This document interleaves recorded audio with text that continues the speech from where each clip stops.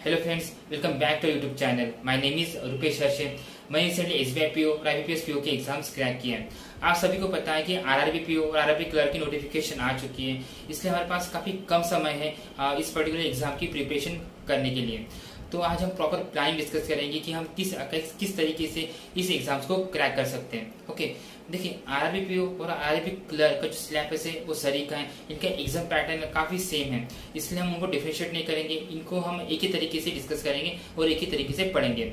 अगर हम बात करते हैं, देखिए किसी भी एग्जाम को क्रैक करने के लिए आपके पास सबसे पहले होना चाहिए उस पर्टिकुलर एग्जाम का सिलेबस। अगर हम बात करते हैं आरआरबी एग्जाम्स की, तो यहाँ पे प्रीलिम्स, मेंस और इंटरव्यू होता है आरआरबी पीओ के लिए। अगर प्रीलिम्स की बात करते हैं तो यहाँ पे 2 सब्जेक्ट्स होते हैं, क्वांट एंड रीजनिंग। दोनों 40-40 मार्क्स के होते हैं, कंबाइंड टाइम होता है 45 मिनट्स। अगर हम बात करते हैं मेंस की, तो टोटल 5 सब्जेक्ट्स होते हैं। सबसे पहले क्वांट, दूसरा होता है reasoning, third one is English होता है या फिर हिंदी होता है, एक में से आप चूज कर सकते हैं उन दोनों में से। फोर्थ होता है करंट अफेयर्स और फिफ्थ होता है कंप्यूटर। ठीक है, इसकी तो हम अलग तरीके से बात करेंगे। तो चलिए हम एक एक सब्जेक्ट को किस तरीके से पढ़ते हैं ये डिस्कस करते हैं। अगर हम बात करते हैं सबसे पहले क्वांट की, तो क्वांट आपको प्री में भी आएगा और मेंस में भी आएगा। इसमें हम डिवाइड करते हैं, अरिथमेटिक सेक्शन अलग से करते हैं और जो स्पीड मैथ होते हैं उनको अलग से डिवाइड करते हैं, और एक सेक्शन होता है डीआई का। ठीक है, तो आपको स्पीड मैथ्स कम से कम आधा घंटा तो रोज करना है। ठीक है, स्पीड अगर आप स्पीड मैथ्स अच्छे से करते हैं, जो नंबर सीरीज होते हैं या फिर जो सिंप्लीफिकेशन क्वाड्रेटिक इक्वेशंस होते हैं, अगर वो आप अच्छे से करते हैं तो इसका एडवांटेज आपको आगे मिलेगा। मतलब आपको डीआई या फिर अरिथमेटिक सॉल्व करने के लिए आपको कम समय लगेगा। ठीक है, तो आपको daily half an hour daily आपको स्पीड मैथ्स करना है। उसके बाद आपको अरिथमेटिक के कम से कम जो बेसिक कंसेप्ट है, जैसे परसेंटेज क्या होता है, डिस्काउंट क्या होगा, डिस्काउंट क्या होता है, स्पीड, टाइम, डिस्टेंस, ये सब चीजें क्या होते हैं, इनके जो बेसिक क्वेश्चंस है वो आपको पता होनी चाहिए। ठीक है, आपको इनकी डेली प्रैक्टिस करना है। अगर आपका एक मतलब परसेंटेज क्लियर होता है, परसेंटेज टॉपिक क्लियर होता है, तो उसी क्वेश्चंस आप उसी के साथ सॉल्व कीजिए। ठीक है, इस तरीके से आपका अरिथमेटिक के एक एक टॉपिक आपकी क्लियर होते जाएंगे। देन हम बात करते हैं डीआई की। देखिए डीआई आपको कम से कम प्रीलिम्स लेवल की कम से कम आपको 5-6 तो डेली करनी चाहिए। ठीक है, देन अगर हम बात करते हैं मेंस की, हमारे पास अभी वक्त है कि हम मेंस का कुछ प्रिपरेशन कर सकते हैं, तो आपको अभी से ही मेंस की कम से कम 3 या फिर 4 आपको मेंस के डीआई करने होंगे, ताकि आपको मेंस में जब आपकी प्रीलिम्स क्रैक हो जाएगी तभी आपको मेंस में तकलीफ नहीं होगी। ठीक है, तो इस तरीके से आपको क्वांटिटेटिव एप्टीट्यूड की प्रिपरेशन करना है। Got it. हम इसको अलग तरीके से डिटेल में डिस्कस करेंगे अगले वीडियो में, पर यहाँ पे थोड़ा टाइम ज्यादा हो जाएगा, इसलिए हम थोड़ा शॉर्ट में डिस्कस करते हैं कि आपको इस तरीके से क्वांट की प्रिपरेशन करना है। Got it. फिर हम बात करते हैं सेकंड सब्जेक्ट रीजनिंग की। देखिए रीजनिंग में आपको जो मिसलेनियस टॉपिक्स होते हैं, जैसे ब्लड रिलेशन है, नंबर सीरीज, अल्फान्यूमेरिक सीरीज है, ठीक है, सिलोजिज्म है, इक्वलिटीज है, इनको आपको डेली अगर आप आज इक्वलिटी सॉल्व करते हैं, आपको कंसेप्ट आज उसका सॉल्व करते हैं, तो उसके क्वेश्चन आज ही सॉल्व कीजिए।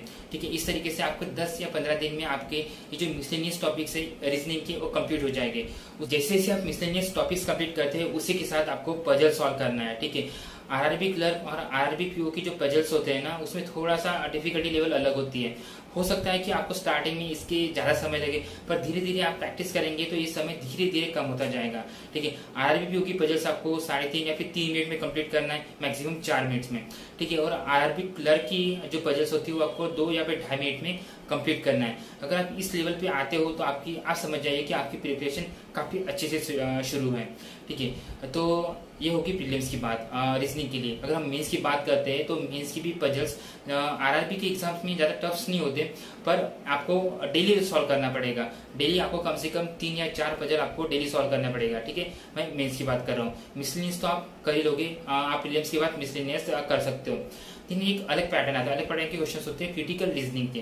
ठीक है, अगर आप क्रिटिकल रीजनिंग के क्वेश्चंस करते हो ना, तो आपको क्लर्क की मेंस में या फिर पीओ की मेंस में भी उसका इस्तेमाल होगा, और आगे जाके IBPS PO mains, SBI PO mains होगी, उसी में भी आपका जो क्रिटिकल रीजनिंग है वो आपका हो जाएगा।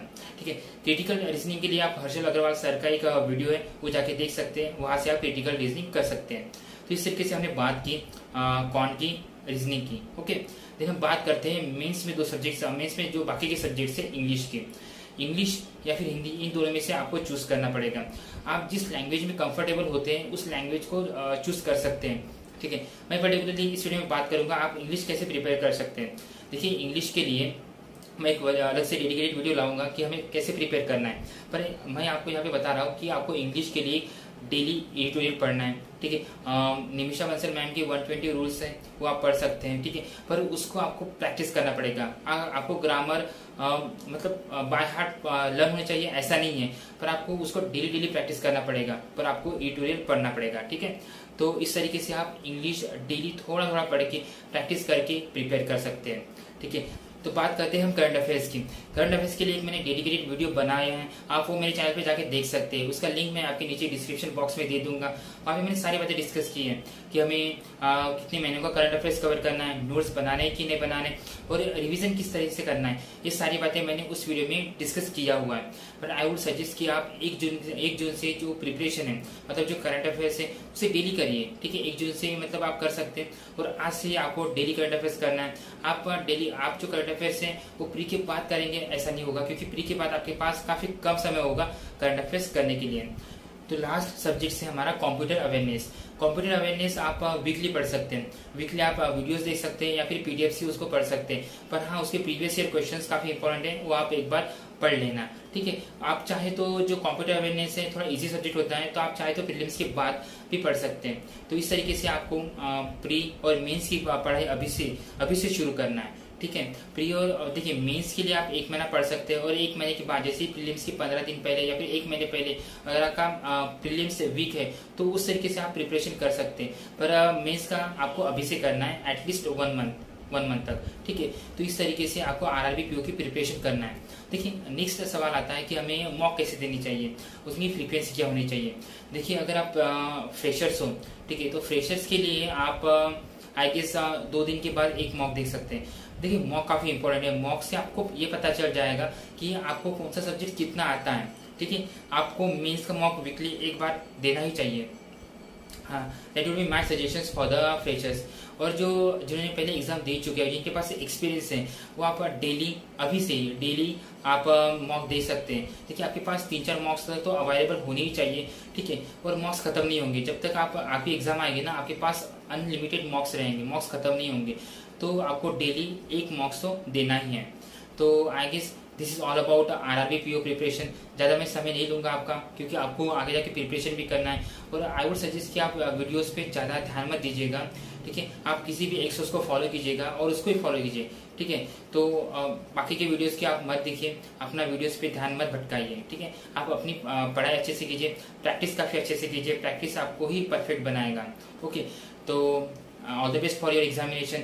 और आपको कई सवाल होते हैं रिगार्डिंग आरआरबी पीओ एग्जाम्स या फिर रिगार्डिंग और अदर एग्जाम्स, तो आप मुझे कमेंट सेक्शन में नोट कर सकते हैं, कमेंट सेक्शन में लिख सकते हैं। So thank you very much.